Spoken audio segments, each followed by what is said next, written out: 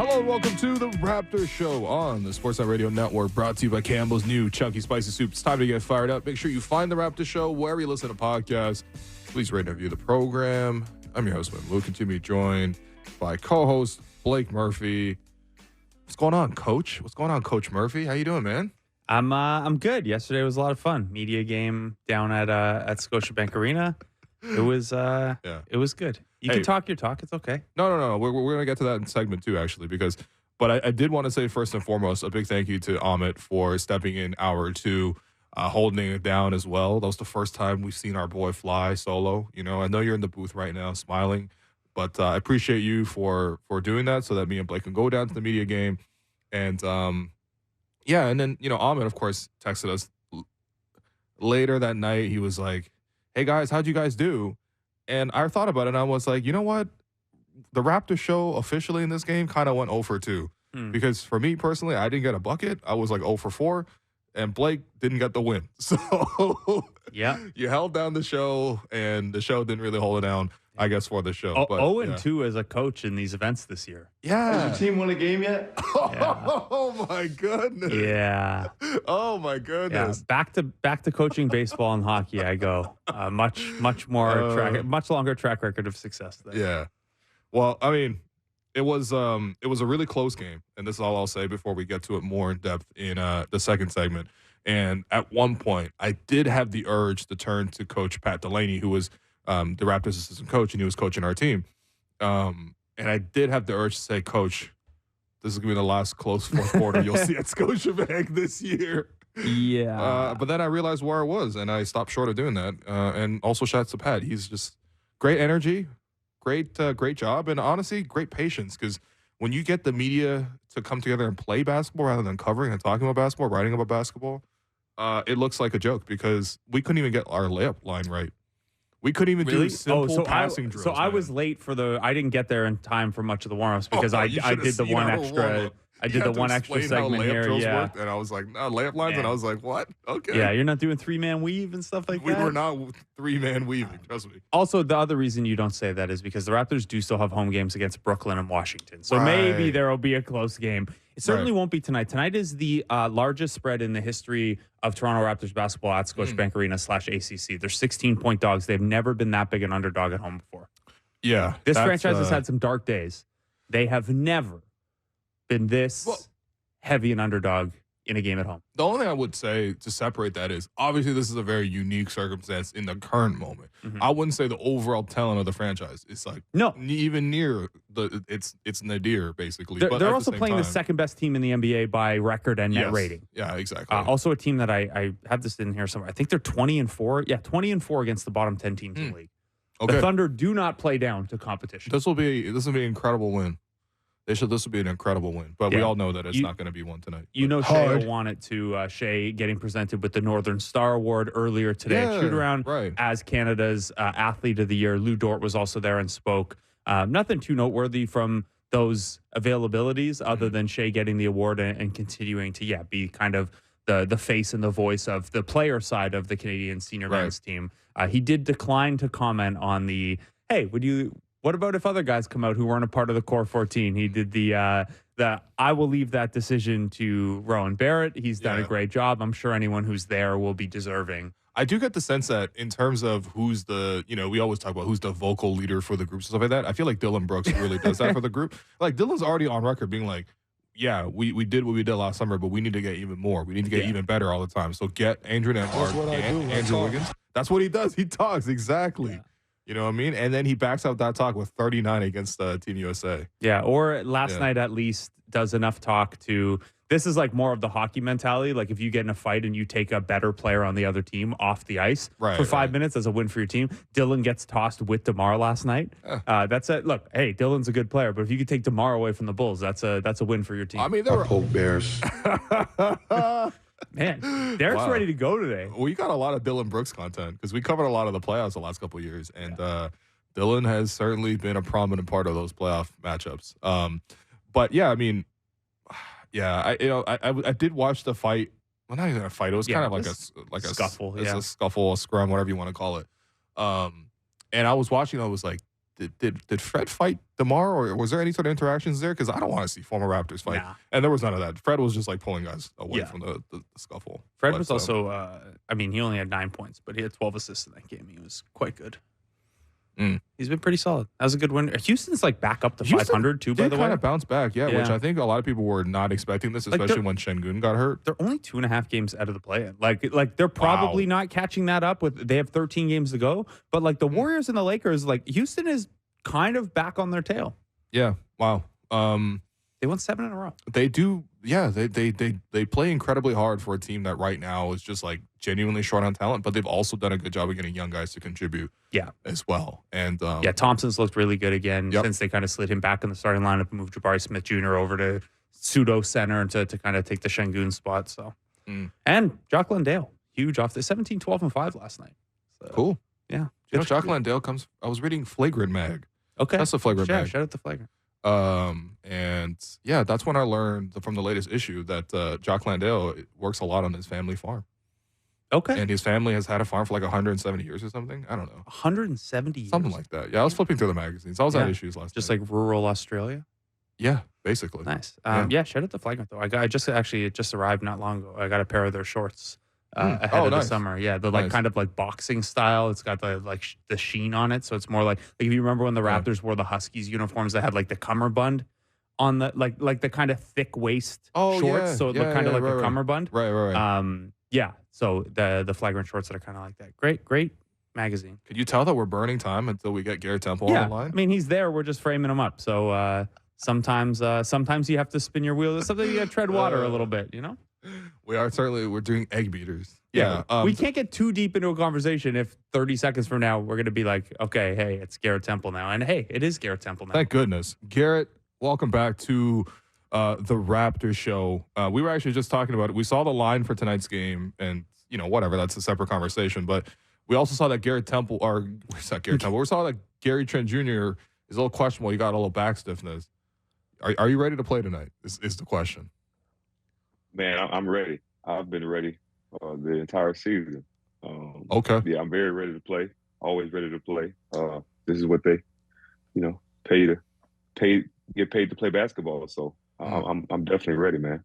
Do you get a sense from Darko and the staff if it's going to be a night where you're going to get used? Like tonight, you guys might only have 9 or 10 players. It was the same thing kind of against Cleveland against Sacramento the other night, but you didn't get used in that one. What are those conversations like? They give you a heads up, hey, Garrett, be ready. You're probably going to go in tonight, or you finding out on the fly? Yeah. The game that I did play that I was actually in the rotation for a little bit, it was in the first half in LA against the Clippers. My coach, who was James Coco at the time, he told me prior to the game that there's a chance I might play. And, and before the games, coaches will let you know before, definitely, that if there's a chance that you may get in. You know, Darko's one of the guys the first coach I've ever had that told guys, during shoot around, this is the 10 guys we're going to play tonight. Or these are the 9 guys or the 8 guys we're going to play tonight in the first half. That may change in the second half, or it may change because of foul trouble. But that was the first coach that was very definitive on what the rotation would be like to start. And I really appreciated that. Wait, why don't other coaches do that? That's a great question. I don't know. A lot of coaches have a mindset of, everybody needs to be ready regardless. Okay. And but I think it really puts people in the right mindset that, I know when I'm coming in, I know when I'm going out, I know I'm going to play tonight, or I know I'm not in rotation. If we're down by 20 in the first half, he may change it up. Right. So I really appreciate him for how he does that. So in a game like the one against Sacramento where you guys got down, I think you were down 38 at one point. You haven't been told, hey, you're going to be in the rotation for that game. What is that process like for you? Like, how are you staying ready once it hits a spot where, hey, the rotation plans might change, I might get called in here? No question. So, again, when he tells us that, he's reiterated that it's only for the first half.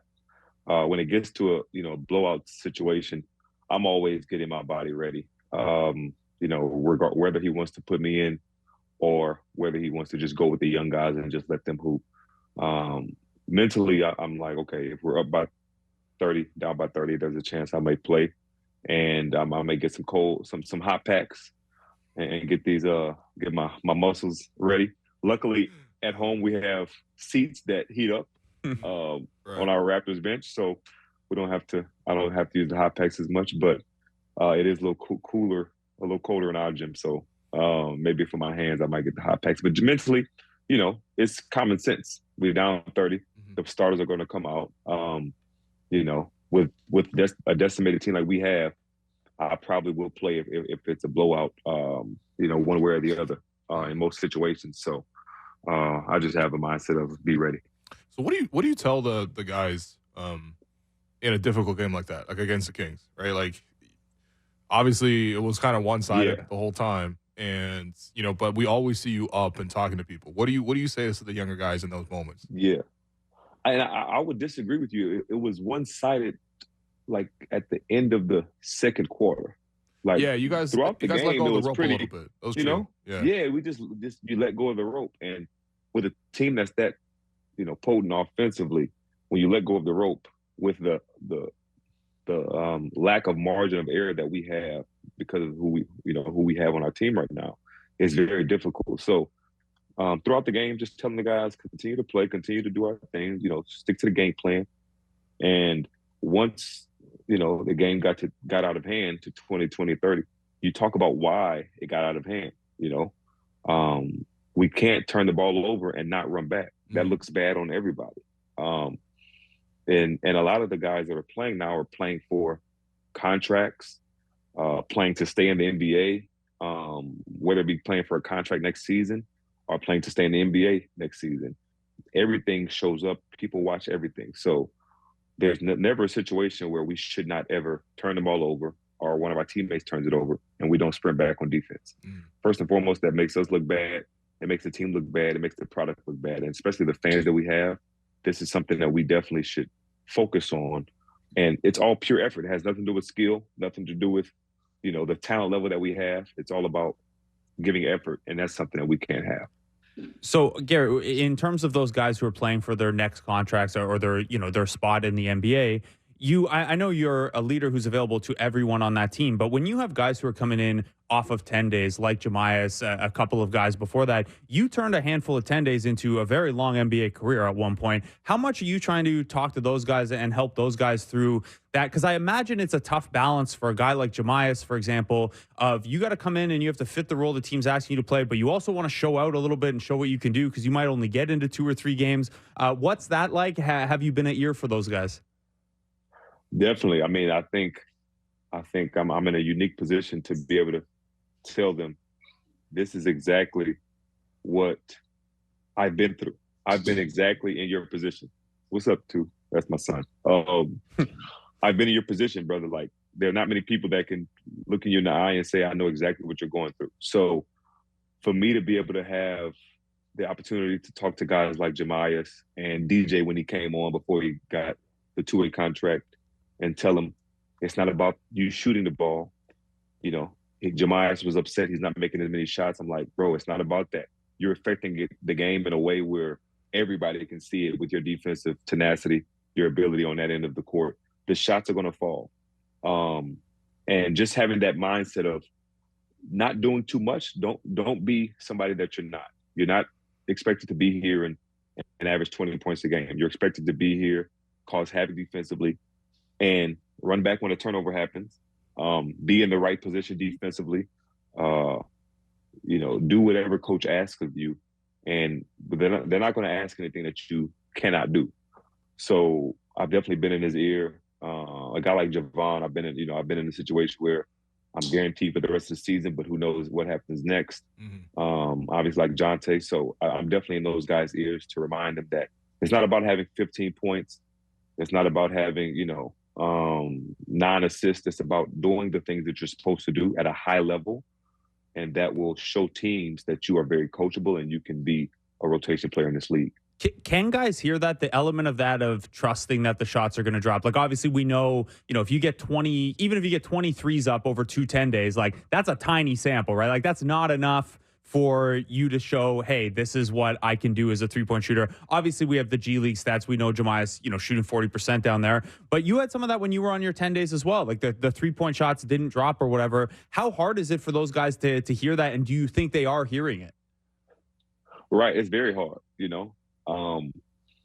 as you stated, when I was coming in, I shot 39% in the G League, I think, and then got to I think I shot like 15% when I got my call-ups. And it's tough because it's 10 days. You have 10 days to make, to make an impact and to make an impression. And it's difficult to hear, but that's why you continue to tell them.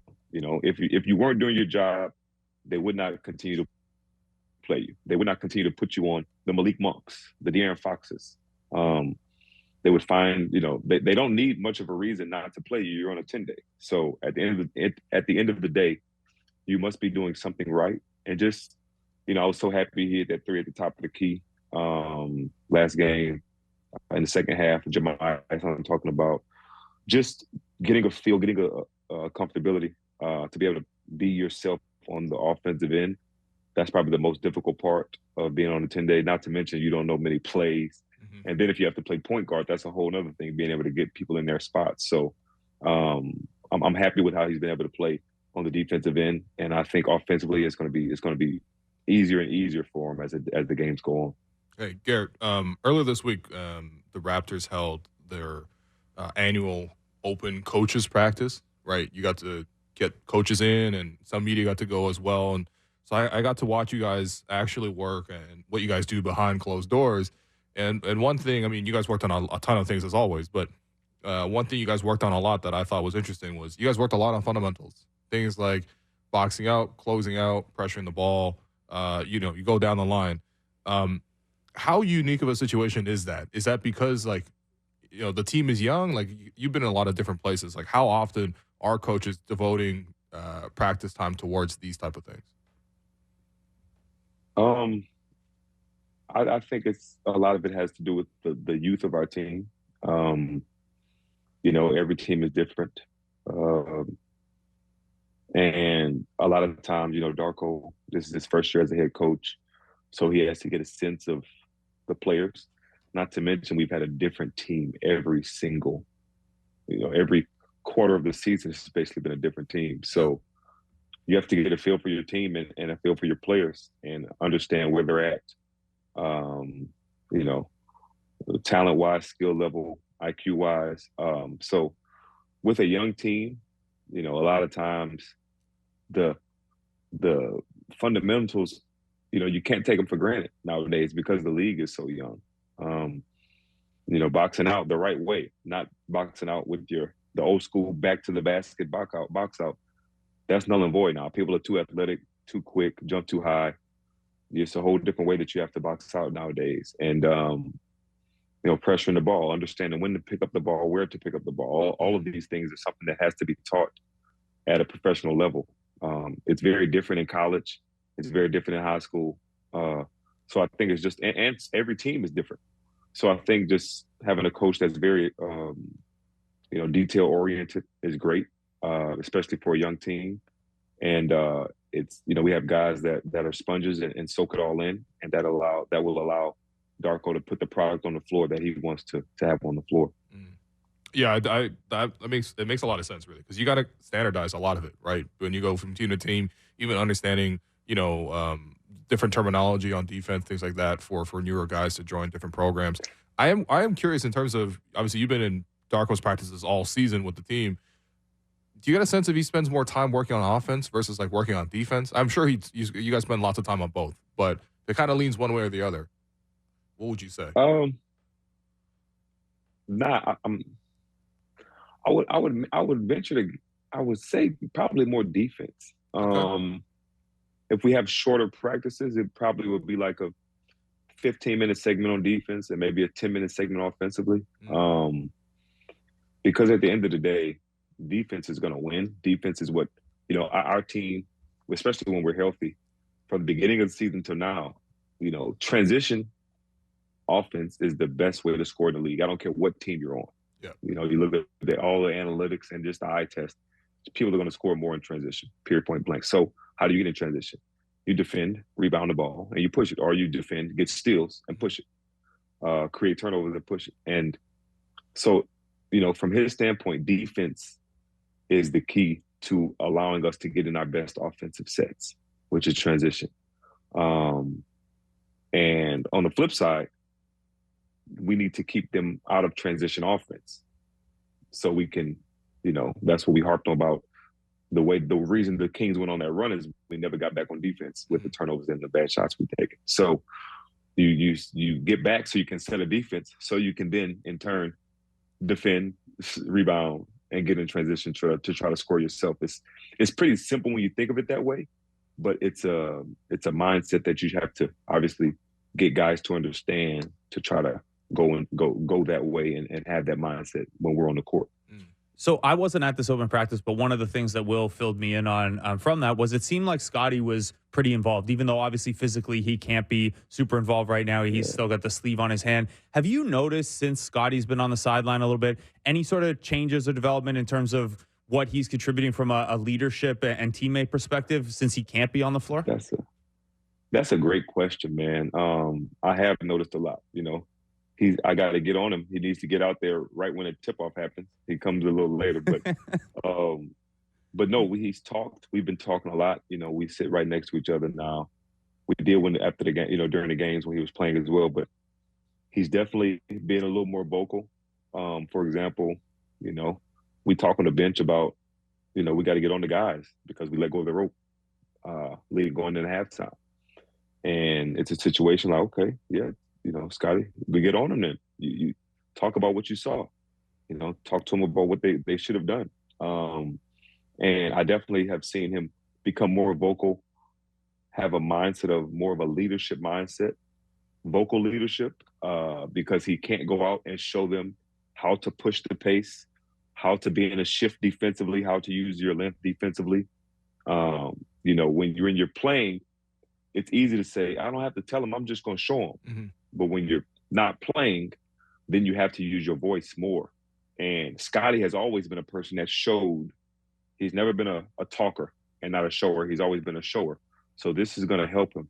I think it's going to help his growth leadership-wise by being able to be vocal and talk to guys about what he sees. And not that he's ever shied away from that, but I think this will even enhance it even more. Do you feel like there's been a change in him too, especially because of all the trades that have happened? Pretty much everybody who has been on the team longer than him is gone, right? Has he taken more ownership of the team and sensed that there needs to be somebody to take more ownership of the team since those trades were made? Yeah, I think that goes with it. I think that goes without saying, for sure. He, he set up a dinner for us when we were in Phoenix. He's taken on that. Okay, the Toronto Raptors. What that means to be the leader, what that means to be the, it's crazy I'm about to say this, the elder statesman in terms of years here. Obviously, Chris Boucher has been here the longest, but wow. Besides that, it is Scotty, and that's amazing to say. So I think Gary hasn't beat by a few months. Definitely taking it. Okay, G Trent. Okay, they were here together. G Trent got here before the draft. Okay, got you. So. Nah, he's definitely taking onus of that, and I'm excited to see his growth in that, for the rest of the season, and then obviously beyond. All right, I wanted to pivot too because I was thinking back on the interview you did last week, and you mentioned that you roomed with Kyle Lowry in high school, and you guys have pretty much been friends ever since then. First off, why were you guys rooming together in high school? Like, what brought you guys together, and what was he like at that time? It was an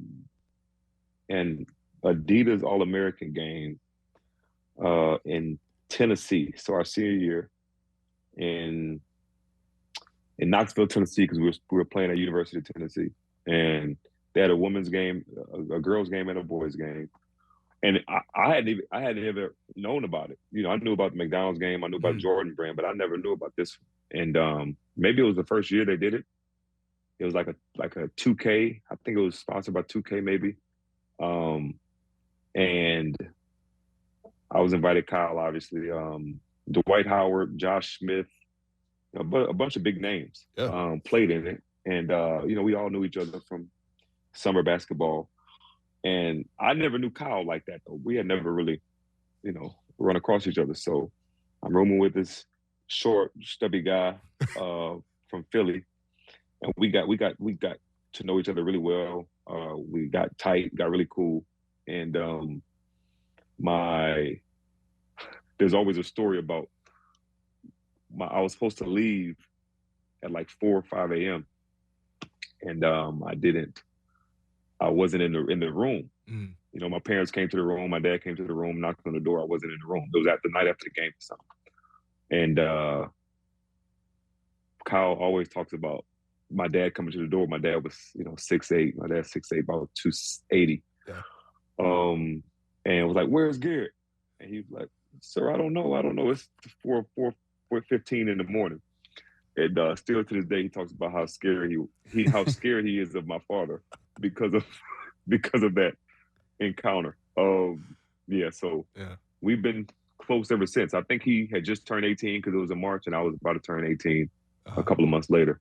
Yeah. But we played together obviously in Houston. My first couple of 10 days, we were in training camp together my rookie year, and we've been tight ever since. Tight ever since.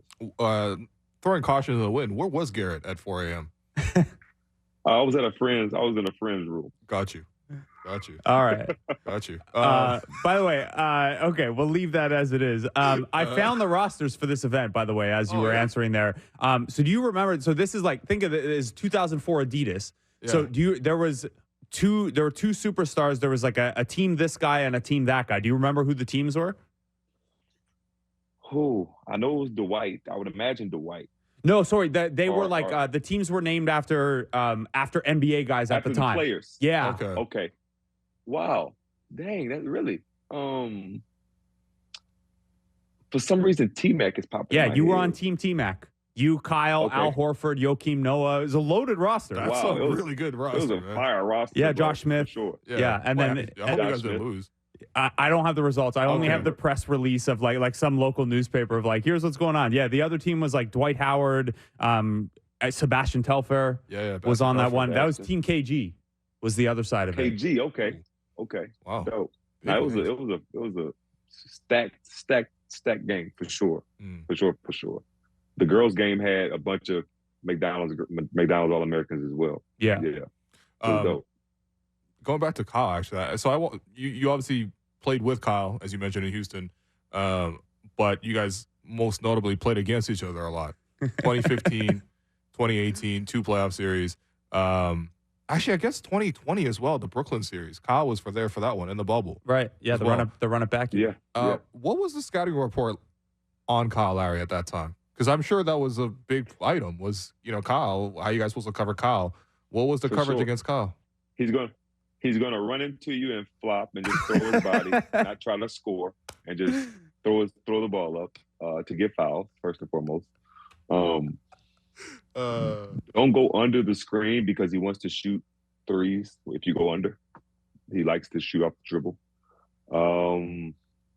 And quick hands defensively, And then he's the biggest charge taker in NBA. Yeah. Watch out. He's gonna, no matter where he is, he's like the guy off Mr. Deeds. He's gonna find himself in front of the person driving the ball. He could very sneaky. He could have fell down with a layup, which he does, shooting a layup on the other end. We get it out, take it. Somebody can be driving it. He's gonna be there to take a charge. It's like, what? How do you get there? Even so, he has more charges this year, Garrett, than 4 entire teams. No question. Yeah. No question. Crazy. He's amazing with it. He already leads us. He already leads the Sixers in charges too, even though he's only been there for like less than a month. And that's incredible. That's crazy. Well, now I need to know the scouting report on Kyle Lowry on the golf course too, because I'm sure you guys did a lot of golfing in your time. We did do a lot of golfing. He hits now he said he's changed, but he hits a little power fade. Goes about 275, 280. Now he's saying that he's hitting 300 with the new TaylorMade driver. So I gotta check him out this summer on that. Yeah, we'll see. But pretty decent as an approach. I think he thinks his short game is his best attribute. So I think he's about 7 handicap right now, maybe an 8. Okay. Oh, that's pretty good. So we'll see. If we look at like the list of NBA players who at least like post a lot about golfing or talk a lot about golfing, it seems to be like guys who really shoot the three well are good at golf. Like Ray Allen's a big golfer, Steph's a big golfer, J.R. Smith's a big golfer. Do you like, obviously there is something to the hand-eye coordination and having good touch. Is that all it is? Is there something else that makes three-point shooters good golfers? Man, I've been mentioning that the longest. It's something about the touch. I don't know what it is. Doug McDermott, great golfer. Matt Thomas. When he was here, great golfer. Yeah. Mike Penberthy. That's a name that y'all may not know. That's a deep cut right there. All right. Mike Penberthy from the Lakers, old school Lakers. Okay. Number 12, one of the championship teams with Kobe and Shaq. He's a +2, +3. No, this is just Alex golfer. Caruso before he went bald. That's all this photo is. Alex Caruso, great golfer. Yeah. Maybe not the best three-point shooter, but a great golfer. Dylan Windler, great golfer. So I think it has something to do with touch, feel. I don't know. I think it probably does have something to do with that. But who knows? Dale Curry, obviously, a great golfer. Right. Seth is pretty good as well, too. I imagine this is like primarily what you guys did in the bubble. Man, me and Kyle we probably played at least 6 rounds together, 5 or 6 rounds together. I played 18 total rounds. Wow. In the bubble. And I was there for like a month, a little over a month. Did it get awkward when you guys were playing each other in the playoffs? And you guys. But I don't know if we played golf while we played. Okay. While we were in the playoffs. Got you. Well, y'all swept us, so it was only 4 games. That team was really good. I don't know if we played before, but I know for sure we played right before because we were talking about playing each other. Yeah. Yeah. Y'all had a great squad, man. Yeah. Y'all had a great squad that year, and we were decimated by people not coming to the bubble. So, sure. Yeah. It was all right though. Yeah, there was the one game in that one where the bench scored 100 points. It was the first time it ever happened in a playoff that was game. game 4. That was game 4, yeah. I couldn't believe it. But we were bringing guys like Serge and Norm off the bench. Like, come on, man. Yeah, y'all had a squad. Y'all had a squad. Yeah, what could have been? Game two, we should have won.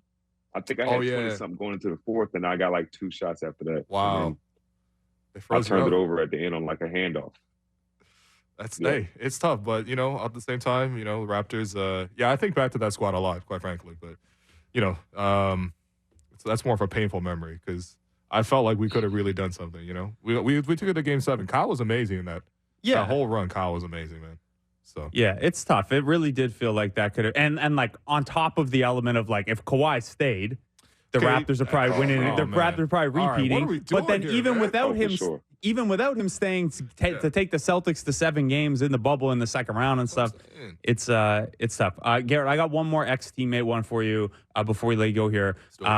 You played on the Pelicans the last couple years. These last couple weeks, probably I know Brendan Ingram had the knee injury last night. Hopefully that's just a shorter term thing. I don't know how much you get to pay attention to other teams like this on the day-to-day, but what have you been able to pick up from the Pelicans kind of finally finding that stride it looked like the Ingram-Zion core has been looking for the last little while?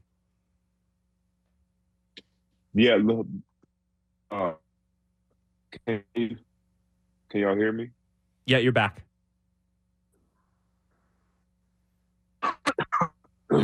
Oh, we might have lost them. I'm frozen. Okay, I'm frozen. There you go. But I'm frozen over here, fellas. Y'all got me? Okay.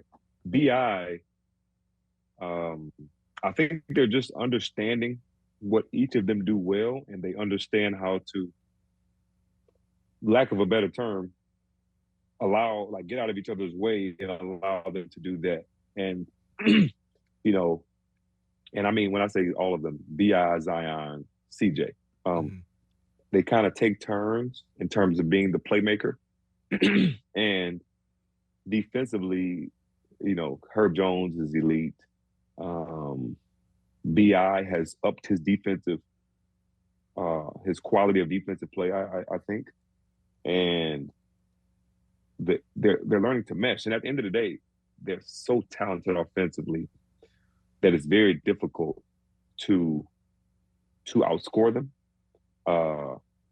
So, I mean, I actually watched the game last night when they were when BI got hurt, and I was a little, sad for that, obviously, but just them understanding and having enough time to play in, all three of them play together to find their stride has been great to watch. I think it's a matter of just them understanding each other's games, learning where they want the ball, where the other player needs to be when they make plays. And they mesh really well together. Like the team was built around Zion at the end of the day. Zion on BI. So having a guy like CJ McCollum that can spot up, shoot, and create a little bit when need to, obviously. Zion is a monster in the paint. BI is shooting a little more threes. He shot a lot against us in New Orleans. That was crazy. Like 10. And I told him, I need you to do this all the time the last 2 years. Like, you have to shoot more threes. That's what allowed Jason Tatum to go from here to here. Right. 4 3-point attempts to 8 or 9. And BI has that capability of being able to shoot at a high clip. He needs to shoot more of them. So I just think them knowing each other is really the biggest reason why they've been able to do what they've been able to do. And I credit Willie for he's had a rough time with injuries and not having guys all together. I credit him for keeping that together and then allowing them to mesh when they got together. Got you. All right, Garrett. Appreciate your time. Hopefully we see you in the game in a couple hours, because it's OKC's they're tough, man. Man. Yeah. Very tough. Yeah.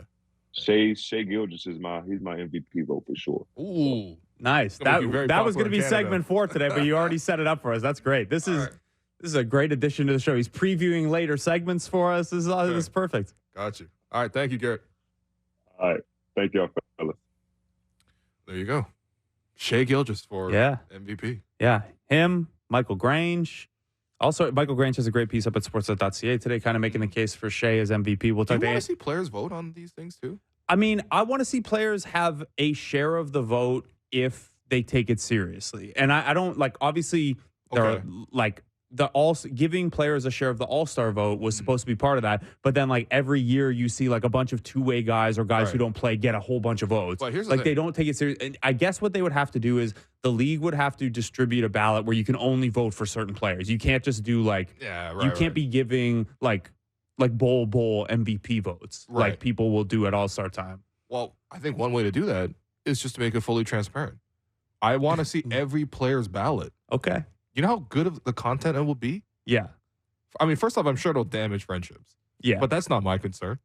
Yeah. I want to see everyone's ballot. I want to see the players get a say, because again, a lot of the concerns I have is things like all NBA, contractual details that are tied to that. So yeah, I mean that's a separate thing that I think we need to probably find a way to do away with outside of this voting. But yeah, something similar to the All-Star model where it wouldn't be 50, 25, 25, but fans get 50% of the vote, media get 25%, players get 25%. Maybe there's a way to do so. There's there's a player voice in there as well. Or, I mean, maybe each team has one representative to fill out a ballot. Yeah, you could also, NHL style, where, there's a player union voted on MVP and a regular MVP, or NBA coaches style, where there's the coach of the year and the coaches union votes. I'd rather just do one, so there's one MVP. But maybe there's a way to, have it where, hey, I don't know, 25% is players. I don't know if you want to do a fan, because then the fan one's just a popularity contest, not an MVP one. Well, that's the thing. I don't necessarily need the fan one, but I would love to see what the players' opinions are on these things. Maybe, because how Tim Bontemps does a straw poll. You're part of it, right?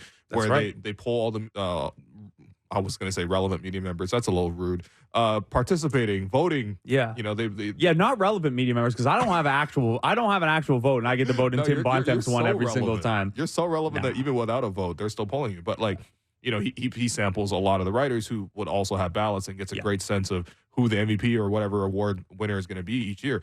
Somebody should also go poll the players. As many players as possible. Get their votes. This is obviously logistically what we would need to do is as the NBPA, we need to have one person in each city kind of trying to collect that. Yeah, but we've run into this a little bit before. We've tried to do this at the Athletic before, not about MVP, but when I was there, there was hey, Sam Amick maybe is putting together this piece. Could Blake or Eric, could you go ask as many Raptors as you can, their answers, and it all feed up. Logistically, it's difficult. Like, obviously, you know how, to try to get all 15 or all 18 Raptors is tough. You would have to have, like, it would have to be like 5 players from each team. Yeah, or it would have to be like a league thing where the league sends it down to the team's media relations reps or whatever, and they have to go and it's like, hey, you have to answer this because we need an answer. Well, if you go through the PR route, I don't think there'll be transparency. But we're gonna take the break and talk about the day after the media game. Talk about how lovely the PR staff was to us yesterday. But anyway, we're gonna take this break. Sorry, one note before break. What's up? Mike Penberthy, the shooting coach on the Nuggets now. Interesting. So good pull by Garrett Temple. Temple. No idea who he looks like or what he is. He looks like Alex Caruso before he shaved his head. All right, you guys should look it up at the break. All right, we're taking that break. I've been your host, Willow. You've been listening to the Raptors Show on the Sportsnet Radio Network, brought to you by Campbell's new Chunky Spicy Soup. Welcome back to the Raptors Show on the Sportsnet Radio Network. I'm your host. It's a good day and probably a Friday when we come back from break mid-laugh. Oh, yeah. It's a damn shame what happened to Kentucky in the tournament. Anyway. Yeah, Coach Cal. Should I? We're going to talk about yesterday's media game, and I've been going back and forth on if I want to do like good coach thing or if I want to go Coach Cal and just completely throw all my players under the bus and push all the blame to them. I think you should for us coming up 4 points short. Yeah, this is the Raptors show, but this is the Raptors media show right now. Okay, all right. For the next 10 minutes, and allow us this one moment of self-indulgence to just talk about the fact that we had quite competitive, very spirited, competitive match amongst media members yesterday, which is why obviously me and Blake dipped the show a little early. Blake, go ahead. Yeah, throw your team under the bus, man. So first of all, big thank you to Raptors media relations staff, as well as a couple of the stats crew who helped with the scorekeeping and the clocks, as well as being our referees. Thanks to Jamaal and Pat Delaney for coaching the two respective teams. I couldn't play because of the recent surgery, but I got to be assistant coach instead. And my side came up short. I believe you guys won by 4. Cannot play with him. Cannot win with him. Cannot coach with him. Can't do it. Okay. I believe we lost by 4. So as per our agreement, I do owe a 3 stars and a Gerald Henderson award here. Yeah. So from a 3 stars perspective, Gavin Barry, who's a producer on the TV side, he won the MVP. That was decided by the coaches, Pat Delaney and John Malalela. I think they put a lot of thought into that one. Yeah. AKA just 10 seconds. So he'll get in there as one of the 3 stars. For sure. I'll put Savannah as 2nd star. She was the best player on our team, the main source of our offense. Listen. Had we won the game, I think she was headed for the MVP, but we couldn't Jerry West it. Savannah gave me buckets. Yeah. I'll just say that much, okay? There is a very big difference. She's got that between one people who played and who didn't play. Yeah. Oh man. She has one very nice move. Like, you think she's driving to post, like a drive to post to get you in position, but then she's got that like one evasive step. That protects the ball. And I think she got a couple and ones off of that same move. I was good. I believe she got 3 buckets on me. Yeah. So good for Savannah. Savannah gets 2nd star. Dwayne Watson gets 3rd star. Okay. We could go a couple different ways with that, but there was a chunk of that game where Dwayne was the whole offense for you guys. Dwayne was a lot of the offense for us. I mean, he was. I want winners. He was a winner, man. Honestly, Dwayne. I mean, even at his big age, was hitting the deck for and ones. Knocking down key free throws, doing great defensively. Yeah, I think his plus minus. He might have been a plus 20. I think it was a minus 20. Okay, I was probably a minus 15. Okay, that makes sense. If you guys won by 4, because I was subbing for him, but I had nothing to continue the domination of Dwayne Watson. So I got my biggest. Props to him, man. I got my Props biggest coaching lesson from that, where like you were on the floor and you were guarding Eric Green, and we were coming out of a timeout, and Jamma gave me the clipboard. I was like, draw up a play coming out of the timeout, and my intention was to make you move laterally, put you in space. It was a screener action where Lebon was gonna Kareem was gonna come up and set the screen, and then Lebon was gonna backpick you, and I'm like, there's no way Will's gonna navigate this, and then we come out of the timeout and you'd subbed out for Dwayne, and I'm like trying on the fly to like change the. I was like, I don't want to put Dwayne, like I'm not trying to isolate Dwayne defensively. He's too solid. So that one didn't quite work out. It's also just it's hard to design plays when like not everyone. It's not an NBA talent level. Also, like there's not even basic gym class talent level. Also, here's the thing: players, let's be honest. The biggest thing about like how you would draw a play when you watch a ton of NBA ball, and then you get into a gym scenario like that, is like how you space around an action is funny because like in the NBA, obviously, if it's a 3-person action at the top of the floor, you're probably going to space to the corner. Maybe you empty out one side and have everyone the 3 spacers on the weak side.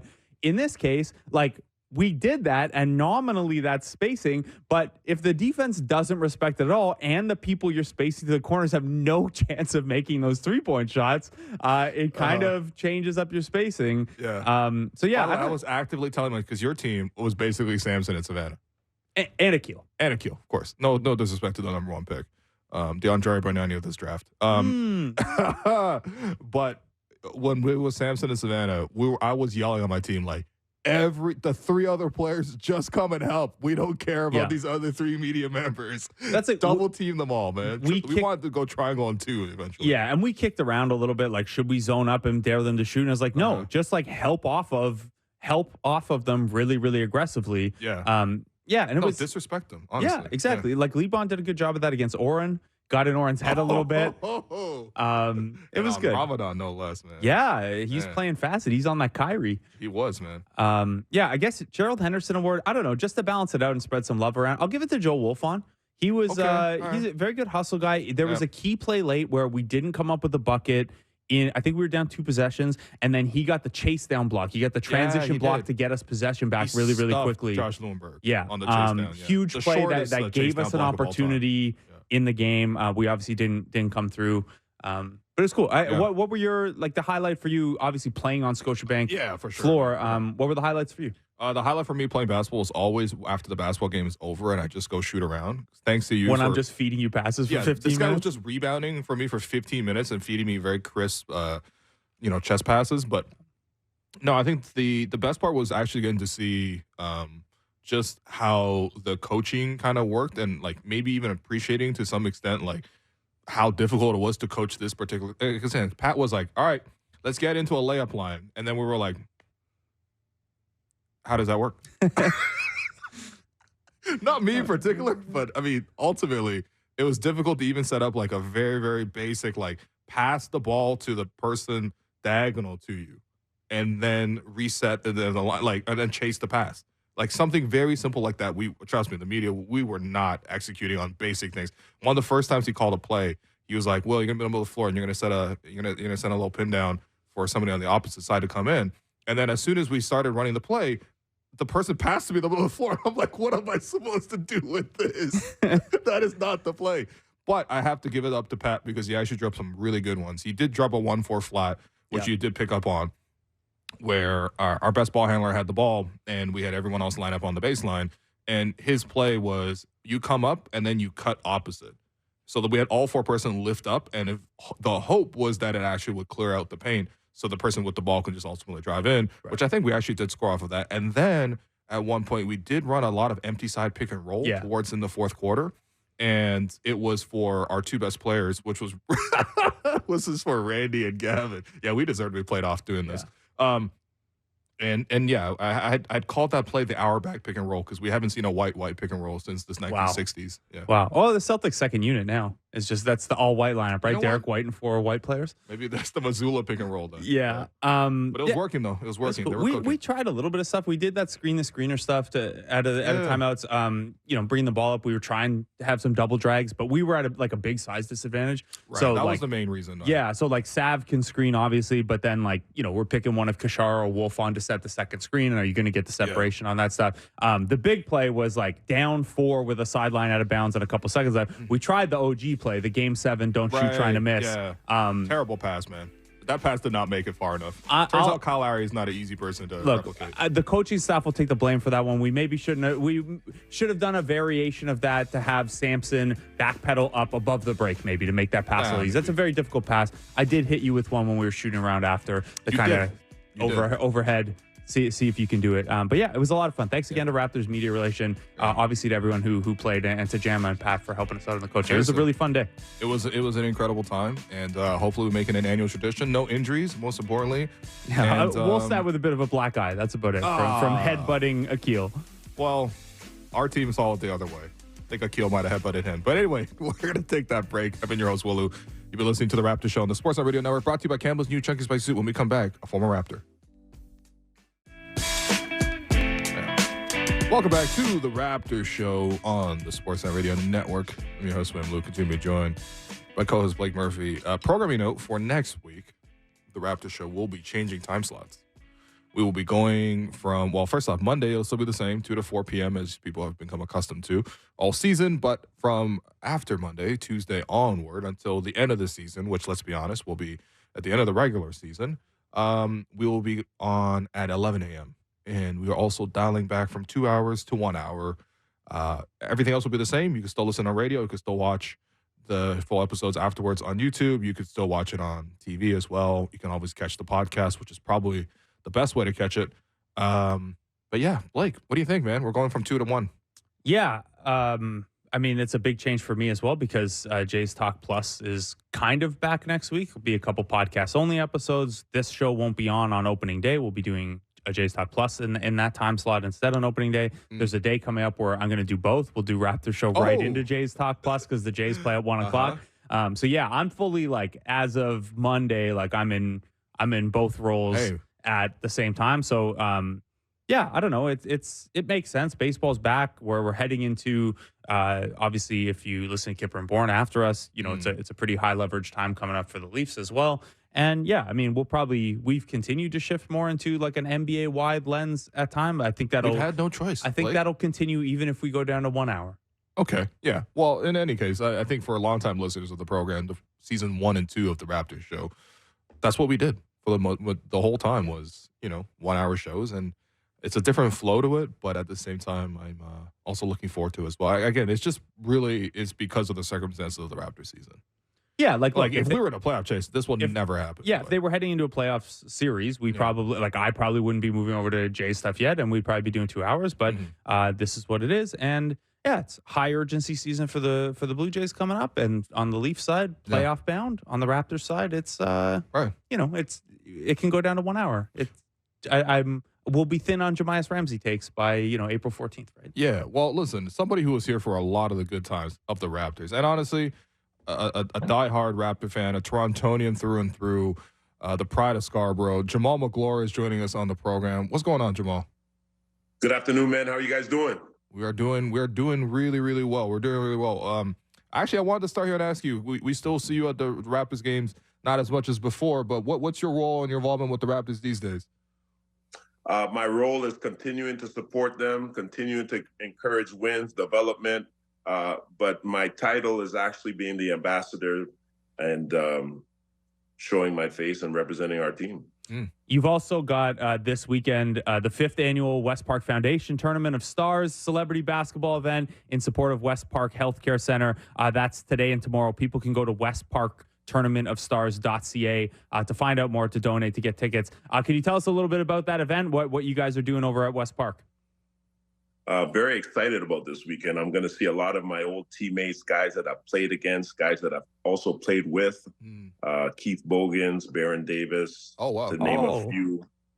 Actually, one of my friends sent me a clip of me and Baron Davis playing in the All-Star game in 2004. That's right. So it really brings back memories. So to have an opportunity to play with him tomorrow is something that I'm looking forward to. But talking about the 5th annual tournament, it's raising money for West Park Hospital, raising money for West Park Foundation.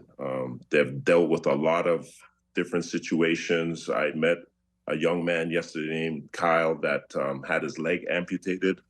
So it's a rehab center that really patents themselves for taking care of patients, going above and beyond the call of duty, and giving them exactly what they need. So we're collaborative coming together to raise money. They're opening their facility in the next 2 weeks, the new West Park hospital, and that's why we're here.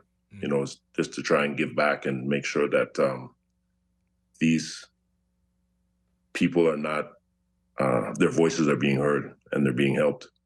And so that obviously for a very good cause. And if people, you just mentioned a couple names. If you go to the website, the roster for this event is crazy. Like you mentioned a couple names there. Baron Davis, maybe the headline item, but there's some ex-Raptors in there. We got Jose Calderon, Ricky Davis, probably hunting for a triple-double with the fake rebound at the end of that game. Jamaal, in your experience, I don't know how much you get to see these guys play or how many played last year, but who of these guys can still really hoop? Like, who's going to be the best player in this game, do you think?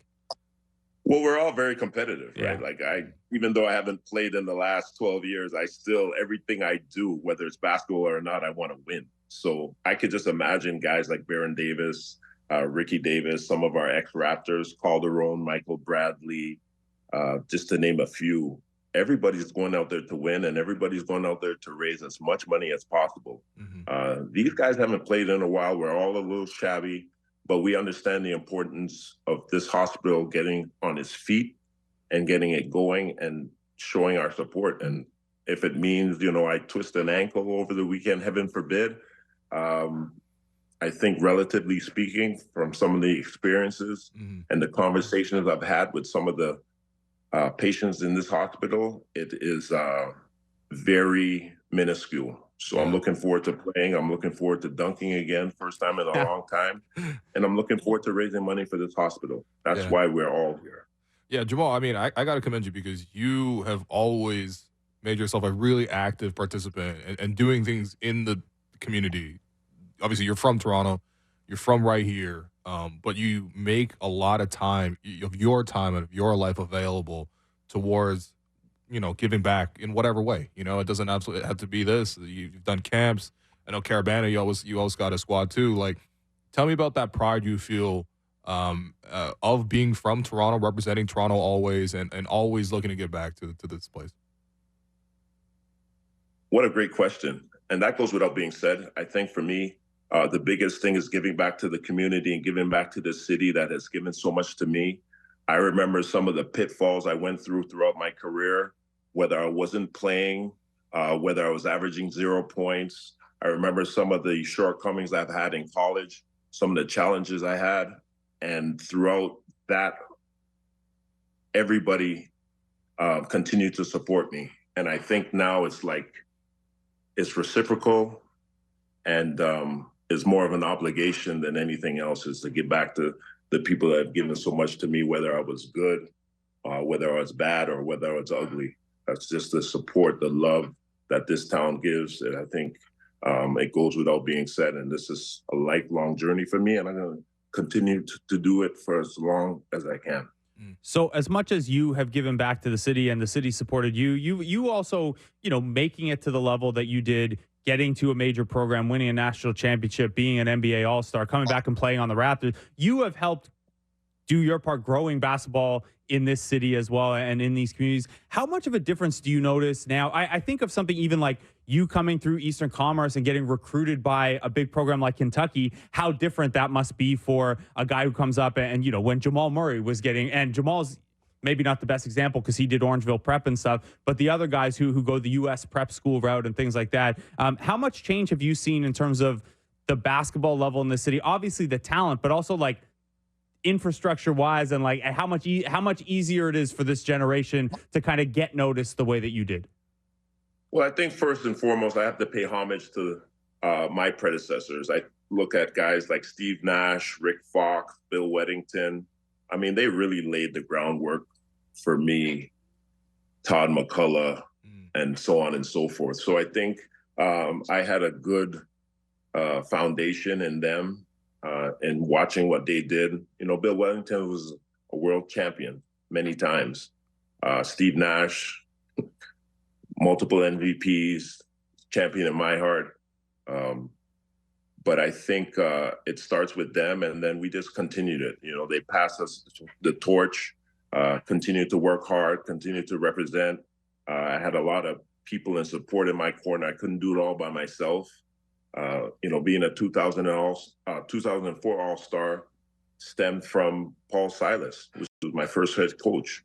I think about guys like Simeon Mars, which was my high school coach, then went with me to Kentucky for 4 years, and then went on with me to the NBA.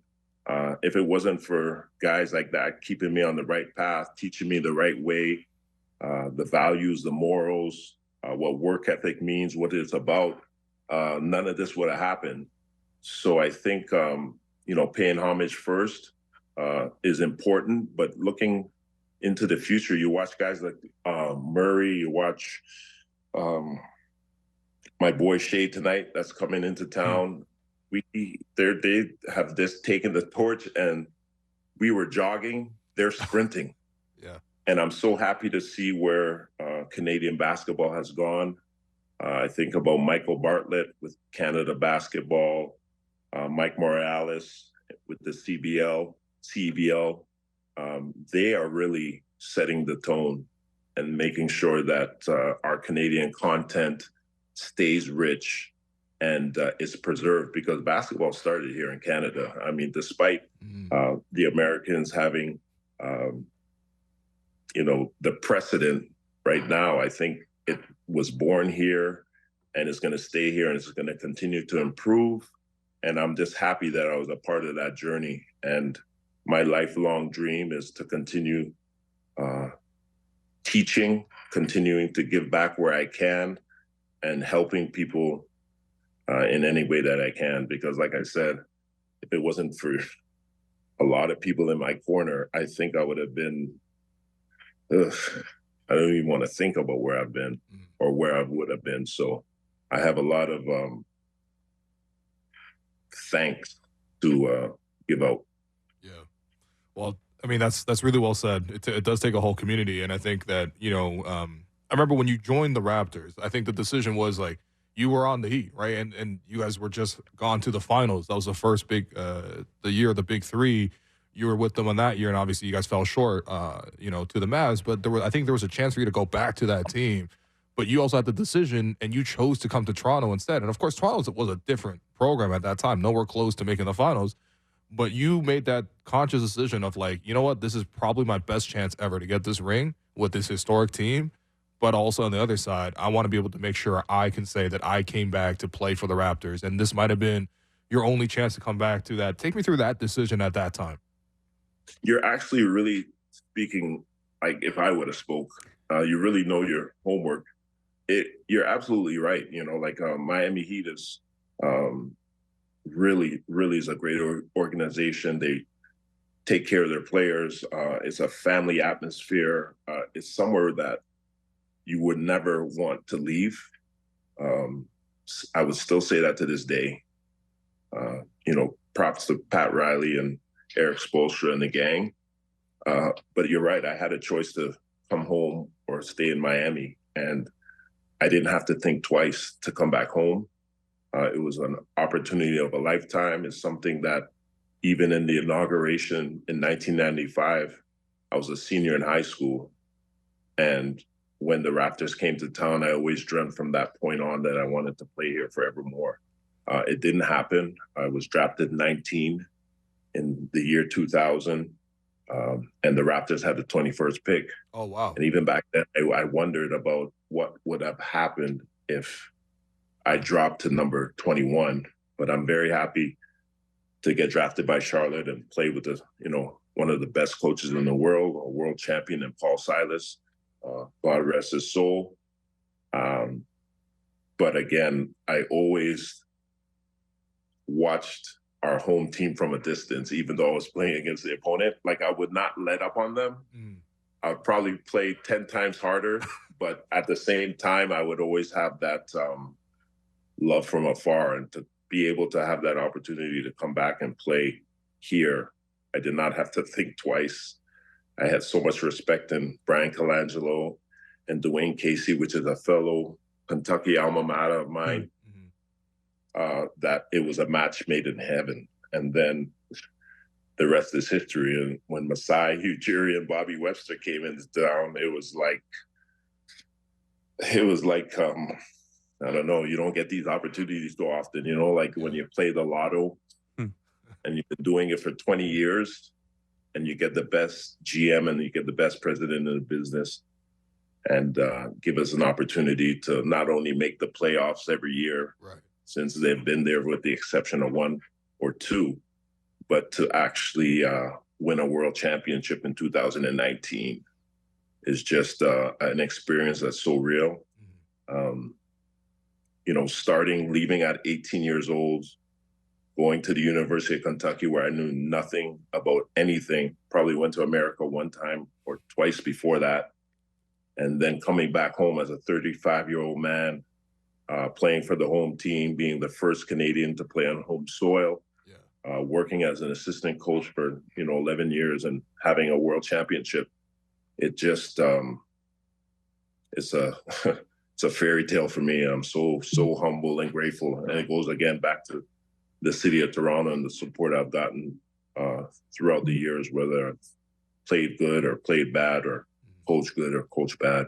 And I remember that year that you played with the Raptors, the very last game of the season. I know some Raptors fans remember it as the Ben Uzo game. Ben Uzo gets a triple-double, and, you know, the lottery odds change and things like that. But that was also the game you got to start. And I remember being there and you getting introduced with the starting lineup. And, you know, you could tell a little bit there's a level of emotion there and the reaction that you got from the crowd. Also, I looked up the stats while you were talking. You averaged more points and more rebounds against the Raptors than any other team. So it wasn't just a feeling. Facts, you actually put up better stats. I told you I was always gunning for the Raptors, only because I wanted to show I wanted to come home. Like, I wanted to be a part of the organization. I wanted to do it probably far more before its time, but I had a chance to do it in the end, and I'm very grateful. So very grateful. When you, at the end of that season, so you get that start, it's the last game of the season, very, very nice moment. And then after that, you end up joining the Raptors organization in this, you know, ambassador role, and then eventually as a developmental coach and assistant coach. What was that transition like? And, you know, did you consider still, you know, trying to play at that point, or were you like, no, this is it, I want to be a part of the Raptors organization and the playing's behind me? How did that transition happen for you? The transition was very difficult. You know, like, you always feel like you could play and you want to continue playing. I couldn't play. That was the reality of it. You know, the way the game has evolved, the speed, the cutting, the turning, it just passed me, to be honest. But I think at the end of the day, you always want to play. Like, I felt like I could play 14 years instead of 12 or 13. But the transition was hard. The first few weeks, being an NBA basketball player and not having anything to do was definitely a transition. Thank goodness and thank God to the organization of the Raptors. They gave me an opportunity to coach, develop young players, and also work in the community. So I'm very, very grateful for that. And it's something that I've taken very seriously, even past coaching. And it's something that I'm willing to do and I want to do for this organization and for this city for the far, far future. Yeah. I mean, the way you described it earlier, like a fairy tale, like the fairy tale is 2019, man. And I remember going in and watching all the warm-ups and things like that. And if I'm not mistaken, you warmed up Kawhi quite a bit. You know, Kawhi loved to shoot those little mid-range jumpers that he made at 100% clip. I swear this guy would not miss. But you would always put the hand up. You would always yell, no, you know, no. Like, you know, anytime you're in the gym and everyone can hear you yell no or work and things like that. Talk to me about how special that was, especially coming from your background, literally from here, 2019, man. Absolutely. I'm very emphatic. I know what it was being an NBA basketball player. I know what pissed me off. I know what distracted me. I know all the tricks of the trade. So when I work with these guys, you know, people may look at me sideways. They may think like this is a little bit different, unorthodox, but all I care about is winning, right? Like, and I'm trying to put them in game-like situations. So me saying no, actually, sometimes they miss, or more likely they miss shots. Nobody's yelling in their face when they contest the shot. So not only are we contesting the shot, we're also yelling and trying to distract them. And I feel like if they can make a shot under those pretenses in a game-like situation in the fourth quarter, when their opponent's tired and their legs are heavy and they're not able to run right up to them or contest their shot or even yell, they're going to be able to make these shots. So everything I did as a coach was based on what I went through as a player and wanting to win. Mm-hmm. So a lot of times people would be like, you know, why are you yelling? Or why are you jumping? I have to jump. Yeah. Oh, yeah. Like, I have to guard these guys as if they're playing in a game, because that's the only way they're going to be able to perform. So that was my thing, and it worked for us. as you saw, we won, and this organization will continue to win. Yeah, we're obsessed with winning. Yeah. Well, I was gonna say you got to give Jamaal props because you got more stops than I've ever seen from any assistant coach.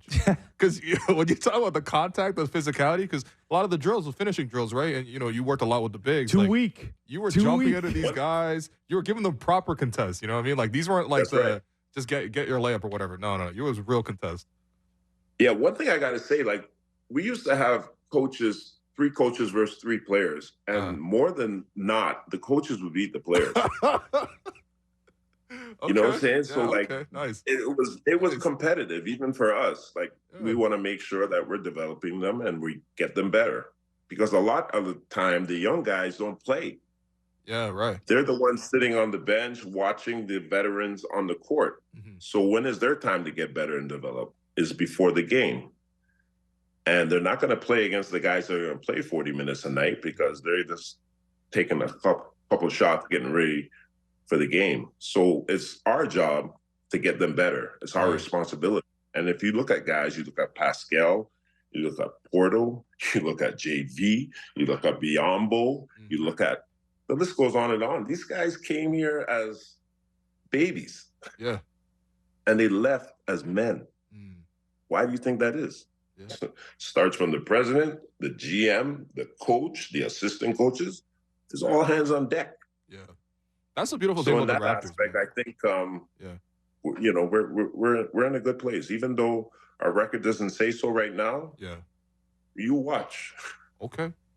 No, I mean, because that's the thing with the Raptors. Like in the past, I remember like this is before again all the changes happened in the last decade or so. Like players used to come to Toronto and like the careers wouldn't go that much further from Toronto, or it'll be like a little stop or whatever. But now you're starting to see these like Toronto players go to other franchises and they continue to have success. You know what I mean? And that's why you see all these reunion games now. It's like OG's over there doing his thing. Fred's doing his thing. Norm. Bismack came here as like almost a minimum and got like $70 million when he left. Like Bismack cashed out. But he deserved it, though. He was amazing in that conference final run. Some of our guys played in G League. Yeah. It's a testament to Jim Sands. It's a testament to everybody. Everybody works every single day and gives it their all. And if you do that, you give yourself a chance. Every game, every season, every year. Yeah. All right, Big Cat, I don't want to end this on a down note, but it is March Madness. You are a former national champion from your time at Kentucky. Also had another, went to the national championship game twice. I just want to know I don't know how locked in you are to Kentucky, day-to-day, season to season now, but you got a national championship with that program and made a handful of deep March Madness runs. How you feeling about the program right now? I was distraught last night. I watched the game from the start to the finish. We gave them so many chances to win.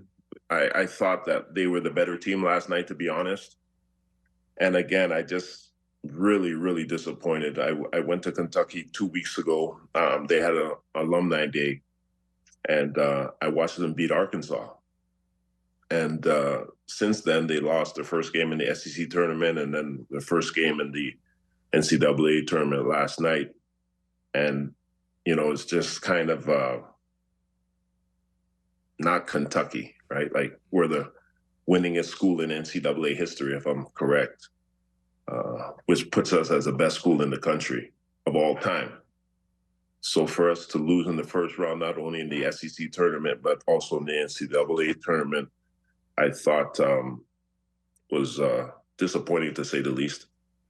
Well, I'm sure there'll be better days ahead, and Kentucky fans can just bring up the 1998 clips if they need to feel a little better today. You guys, like the comeback cats. Yeah, I mean, national championship the year before, and the OT loss to Mike Bibby and Jason Terry, but then you come back, win the national championship. 6 guys go on to the NBA, including Michael Bradley, who's playing with you this weekend. Again, that's the 5th annual West Park Foundation Tournament of Stars celebrity basketball event. West Park Tournament of Stars.ca for more information there. I had to get the Michael Bradley tie-in to bring us back, Will. Nice. Well, Jamaal, man, I appreciate you so much.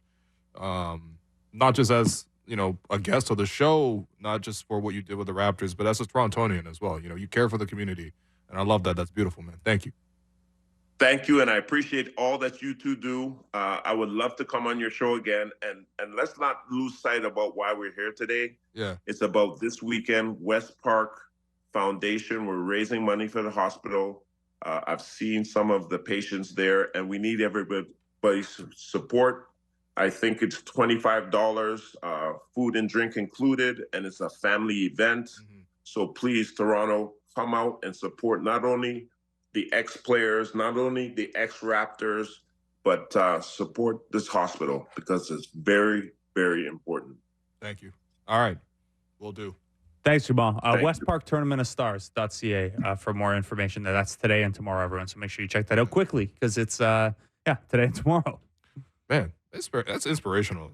The way he was recounting everything and dude, I guess I didn't really when he was around. I was just like, that's just Jamaal Magloire. We've seen him in the NBA, All-Star, came from Eastern Conference. You remember the whole story, but then when you hear him tell it, I'm like, damn. Like on an emotional level, like this is a guy who has dedicated so much of his life, his existence, to just be the Toronto community and basketball in particular. And so, man, salute to Big Cat, man. Like for me, as someone who came to basketball around 2003-ish, like the later part of the Vince thing when I was in high school, that coincided with Jamaal being an all-star player and like being the Canadian guy. Yes. And, you're looking like obviously Eastern Commerce was still a powerhouse at that time. So, when you're in high school ball, you're like looking on the whatever version of forums and standings pages and stuff like that is now. It was but forums, you like almost kept tracking the Eastern Commerce progress because you were like, hey, who's the next Jamaal Magloire? What am I looking for here? Right. Who's the next guy?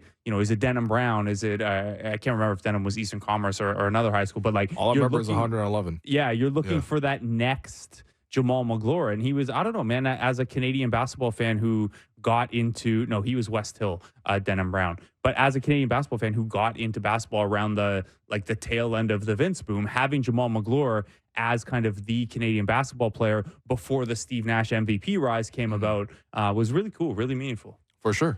And I think that, your question about what's changed in the basketball infrastructure, like what's changed is scouts come up to Canada all the time. Mm-hmm. You know what I mean? And it's kind of unbelievable that that wasn't necessarily the case before, but it's been recognized now as a pipeline. I mean, when you see like the back-to-back number one overall picks, and I know it's like Anthony Bennett and Andrew Wiggins aren't like the most decorated number one picks, but still back-to-back number one picks coming from Canada. Like it just shows you how much more the infrastructure of like coaches here who do a lot of great job of organizing, putting on these tournaments, putting together these organizations so they can go travel against the States, get seen by scouts. But scouts come up here all the time now, and Canada's starting to build its own scouting network as well to continue to sort of just push the men's and women's programs forward.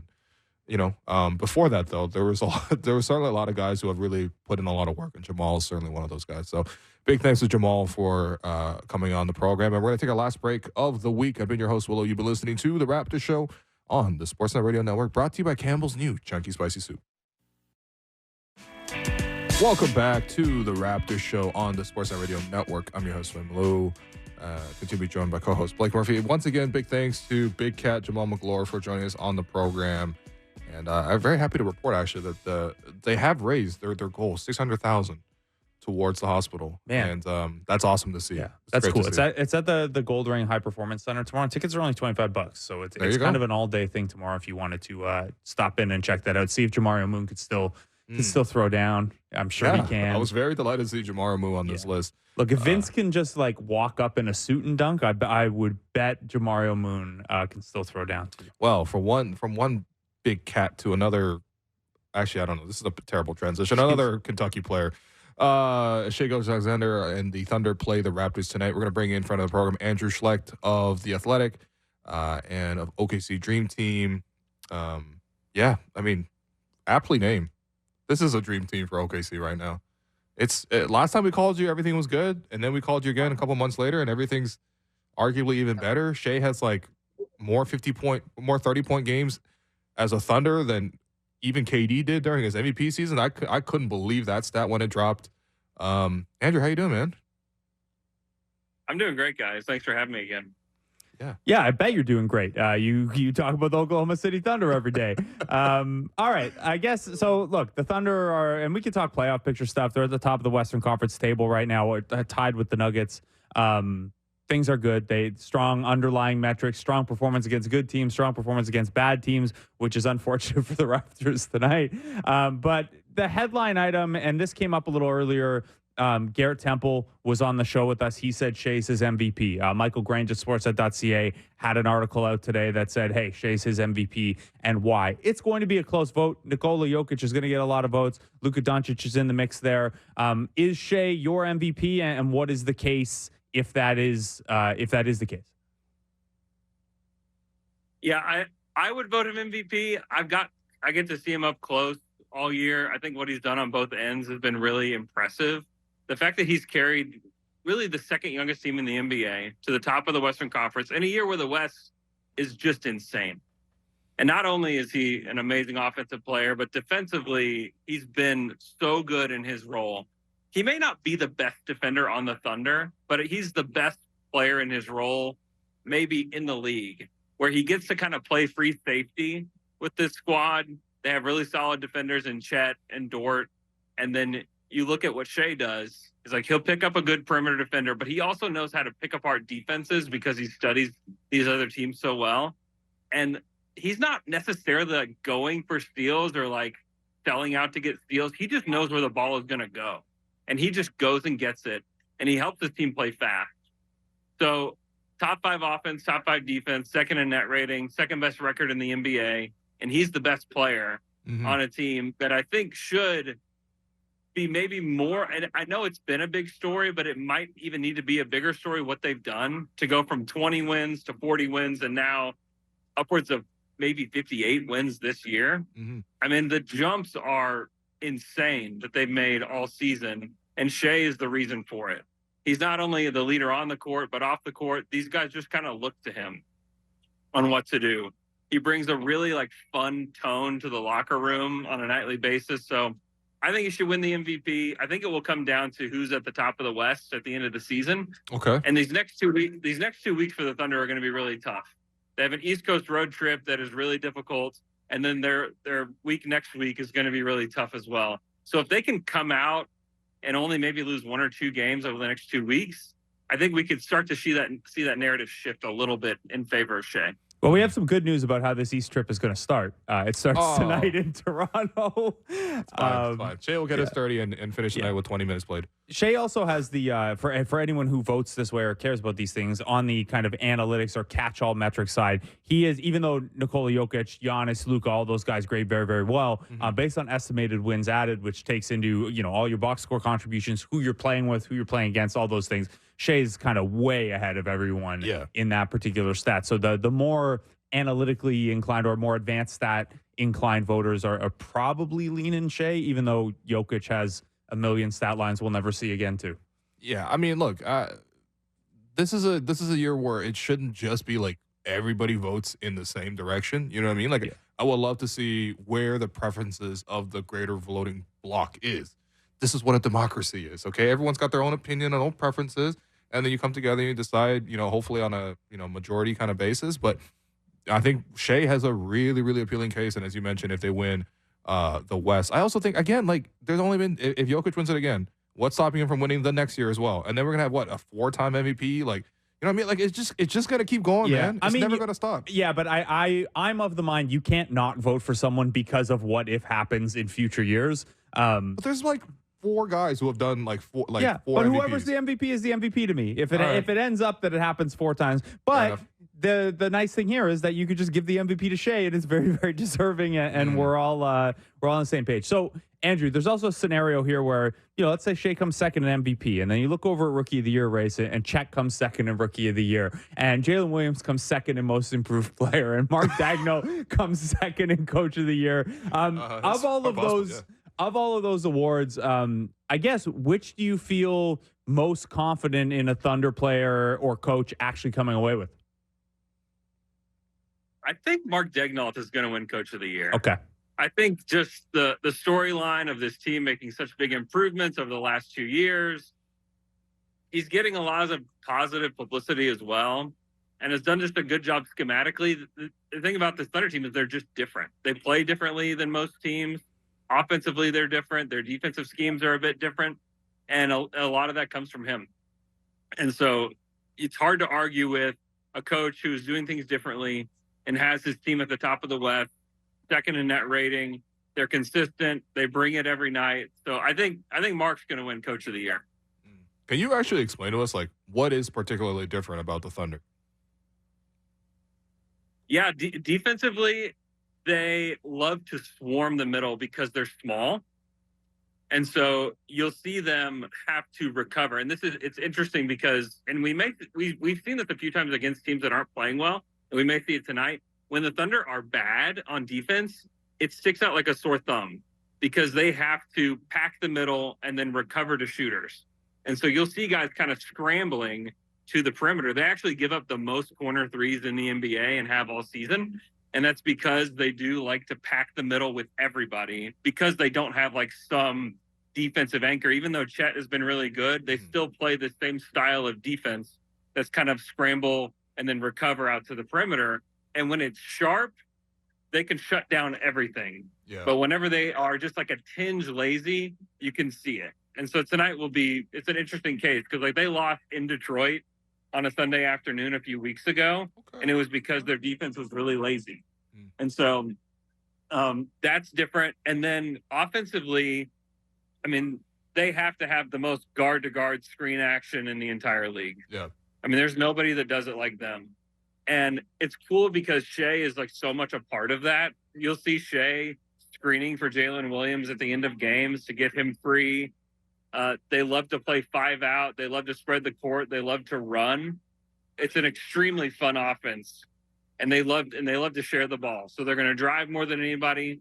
They're going to share the ball, and they just love to find open shooters. And they have shot the ball so well this season, mostly because they get so many open shots from Shea and J-Dub's drive. Yeah, I think that's the sign of a really good coach is you amplify the best strengths of your team, and then you hide the weaknesses. And every time I watch the Thunder, I'm like, this team does exactly that. You know what I mean? And so, yeah, and I think, again, that's mind-blowing that the second youngest team, too. Like, it's just really impressive. Yeah, and I mean, you can trace it back to last year as well. And when you're talking about minimizing the weaknesses, that team last year was even smaller because they didn't have Chet in the middle, right? And they were still a very good defense. You talk about giving up corner threes as a means of taking away the pain. A comparison I made on our show last year was the Thunder were basically doing a good job of what the Raptors were on paper, where the Raptors are super aggressive, take away the pain. We'll surrender corner threes, but hey, the biggest guys on our team are 6'9". We don't have a center until, the Jakob addition at the trade deadline. That's what they were trying to do. But the Thunder actually did it really well at a top 10 level last year and now a top 10 level again this year. When it comes to Chet, I guess comparison is the thief of joy here in general, but we'll do a little bit of it here. When it comes to who is the second most important player on this Thunder team after Shea, does it lean to Chet because of the defensive value, or is Jalen Williams' ability to be that number 2 scorer at such an efficient level? Obviously it's like a 2A, 2B situation, but who is kind of more pivotal to supporting Shea as that number 2 right now? I think it's Jalen Williams. I think he's been consistently the second best player on this team. There's been nights like against Utah the other night. I think Chet was the best player on the court for the Thunder that night. But for the most part, it's Jalen Williams. He's been at the top of the league in fourth quarter scoring. So Shea comes out at the end of the third quarter. He'll play the whole first quarter. He'll play the whole third quarter. And then he sits until about the 6-minute mark of the fourth quarter in every game. And in most cases, it's sometimes unnecessary for Shea to come back, because J-Dub has kind of led this group in the fourth quarter and kind of slammed the door. And so that's been a consistent theme with them. And not only is Jalen like a great scorer and a good passer and a guy that gets downhill, but he's a really, really solid defender as well. They put him on some of the tougher guys. Like the Thunder play the Pelicans this week. He will guard Zion Williamson this week. He'll guard point guards at times. Like he guards a lot of different kinds of guys. So, and he's also just has a really mature game. For like a young, wing/guard, he has such a mature game. He knows what shots are efficient for him, and he's able to get to those spots. His pull-up mid-range, if he's going left, it's going in, like almost every time for him. He can get to the hoop. He can finish. He's got really, his core strength was one of the things that improved the most over the summer, because he can make these acrobatic finishes at the rim that are just like, it just kind of boggles your mind what he's able to do as he gets to the hoop. So I think it's him. That could flip-flop over the summer. You give Chet an entire offseason to improve. I mean, a 7-footer that can shoot like Chet does, his handle has been something that's impressed me this year. It could change because Chet is that unusual. But this year, I think it's definitely Jalen Williams. Yeah. Well, what a luxury to have. Yeah. Very nice. So jealous. Well, I mean, I think, I guess a concern going to the trade deadline, and obviously that's a long pass, but was like, okay, who are they going to add to this group, right? You can see a young group going to the playoffs, as a group for the first time. How are they going to look collectively? Where are their strengths and weaknesses going to be?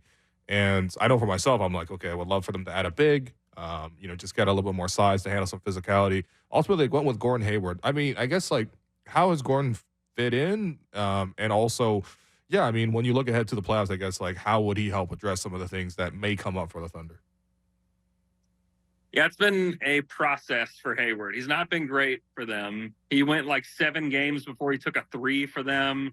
It's been strange. And I've kind of been poking around a little bit trying to figure out, like, what's the deal here with Gordon Hayward? And, like, an answer that I keep getting is that Gordon Hayward has never been a role player, maybe in his whole life.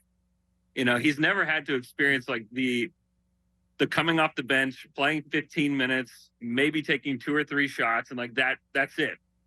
And so I think it's really taken him a while to get comfortable. He also, I think, came into this team and didn't want to mess anything up, and like knows this is a successful team that is doing things the right way. And you can almost see him like just passing because he feels like he doesn't want to intrude on what they've created.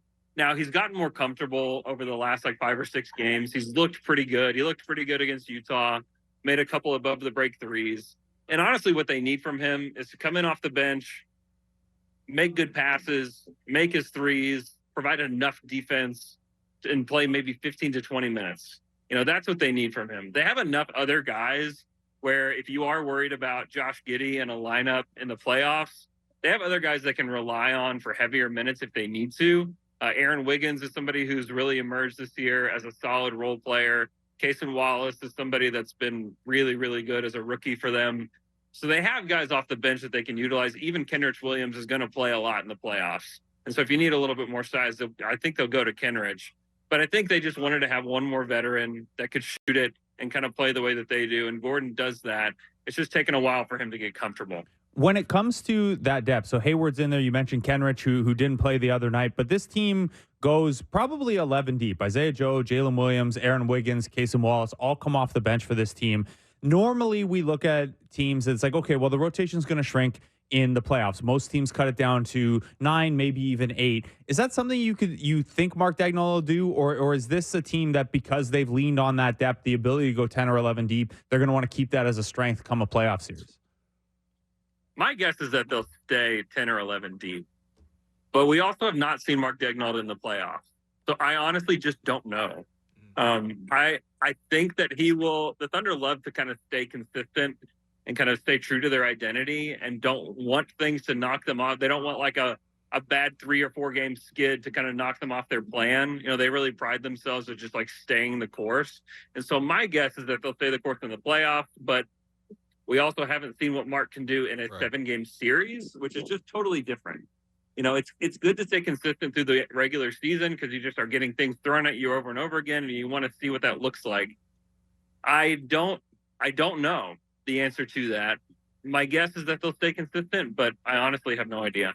Well, looking ahead to the playoffs, and there's still a lot of uncertainty to go. You don't even know what OKC is going to end up at. Obviously, you don't know who's going to come out of the play-in. Most likely, they're going to play somebody from the play-in. Is there one matchup that, like, maybe based on how they play it fair to with each other this year, or just maybe on paper that, like, you're like, ooh, I prefer if OKC didn't have to see this team? Yeah, I mean, Anthony Davis has just been a monster that the Thunder have not been able to figure out this year. Yeah. And that's true for a lot of teams. But the way that he is able to play on the perimeter, and recover. He takes away the mid-range while also taking away the rim, which I think is like the biggest challenge for OKC when they play the Lakers. And then it's basically make or miss. Mm-hmm. Like, how are your perimeter shooters doing? The Thunder have beaten a lot of teams while not shooting it great from the perimeter, just not the Lakers. And so I think the Thunder would beat the Lakers in a series, but I think it would be a tough one for them. Got you. Yeah, Got you. that is a large team. Is there any, I guess this is no team would ever answer this because it's too risky, but you're not on the team. We can ask you, is there someone that you think the Thunder match up particularly well with it? And you're like, yes, that's the 1-8 or 2-7 matchup to get this young group their first playoff experience. And hey, it's winnable, but you can also kind of go through some of the growing pains that might be there. Yeah, I think Sacramento's one that the Thunder, that's a team that I think they might even change their starting lineup for. I think they may sub out Josh Giddey for the other Jalen Williams to kind of like stand with Sabonis and just body him and let Chet be kind of a roamer for them, kind of similar to what Giannis is for the Bucks at times. And so I think it would really work. I think it's something that the Thunder have used in pockets this season, and they know it works, and they're kind of saving it for like if they do play Sacramento. I don't know if they would necessarily start the series that way, but I wouldn't be surprised to see like their strategy shift to like, hey, this is how we beat Fox and Sabonis, is have these two on the court instead of Josh, and then have Josh kind of control the second unit. I think that's a series that you could feel more confident going into. You know, they haven't had a ton of playoff success themselves. And so I think you could feel a little bit more confident with that team. Yeah. Well, yeah. I mean, that is the team that every West team is looking at. Is hopefully we match up with Sacramento. But Andrew, appreciate you, and we'll look forward to watching the Thunder team tonight at Scotiabank Arena. Thanks, guys. Appreciate it. Yeah. Andrew Schlecht of The Athletic of OKC Dream Team. It's time now, Will, for Between the Lines, brought to you by Bet Rivers. Take a chance. I mentioned this off the top. This is the largest underdog line the Raptors have faced in the history of the franchise when at home. In the history of the Raptors? Yes, and this is including the Tampa year. I included the Tampa year this time. Wow. They have never been 16-point underdogs in a home game before. They are tonight. You're saying nobody believes in us? No.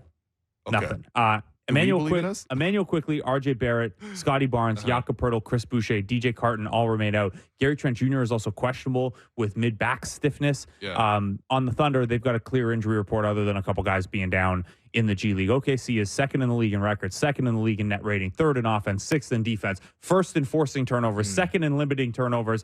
They're the number one offense against bottom 10 teams. They're 20-4 against the bottom 10 teams in the league. Their only weakness is that they're 29th in rebounding. Wow. We're countering with Kelly Olynyk at 5 and 4 guards. If we see Jalen McDaniels at the 5 again, I think the rebounding advantage is going to be neutralized. So tenacious that Jalen. Get those boards, Moji.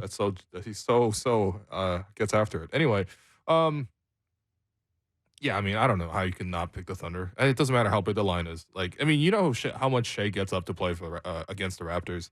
I even remember when the Raptors, going back to that 2020 team, the team trying to defend the championship, that was a really good team. OKC came in, Shea took over down the stretch, hit the game winner. And that was a much better team for the Raptors, and that was a much worse team for OKC. So, yeah, I mean, it doesn't matter what this line is. I'm picking OKC. It's funny. We talked about all these guys on OKC. And, oh, by the way, Lou Dort is a 40% three-point shooter now with reliability. Sure. That was Between the Lines, brought to you by Bet Rivers. Take a chance. Should be a fun game down there regardless because we get to watch Shea in a potential MVP season, but it might not be the most competitive of games. Let's get down there. Let's give Shea and Lou their ovations and, just enjoy the rest of the night. Otherwise, it's a bit of a snowstorm here in Toronto. Stay warm. And otherwise, enjoy. Have a good weekend. Come pick us up, JR. I don't want to walk to the subway. No, come on, man. But seriously, though, that does it for us today. I've been your host, Will. You've been listening to The Raptor Show on the Sportsnet Radio Network, brought to you by Campbell's New Chunky Spicy Soup. It's time to get fired up. Make sure you find The Raptor Show wherever you listen to podcasts. Subscribe. Please rate and review the program. Thanks again to producer Ahmed Mon, producer Derek Brindale, Jennifer Olnick, David Sis, JR Manatad for helping behind the scenes. Big thanks to our guests today, Garrett Temple, Jamaal Magloire, and Andrew Schlecht. And thanks once again to Raptors PR as well for the game, and we will talk to you next week.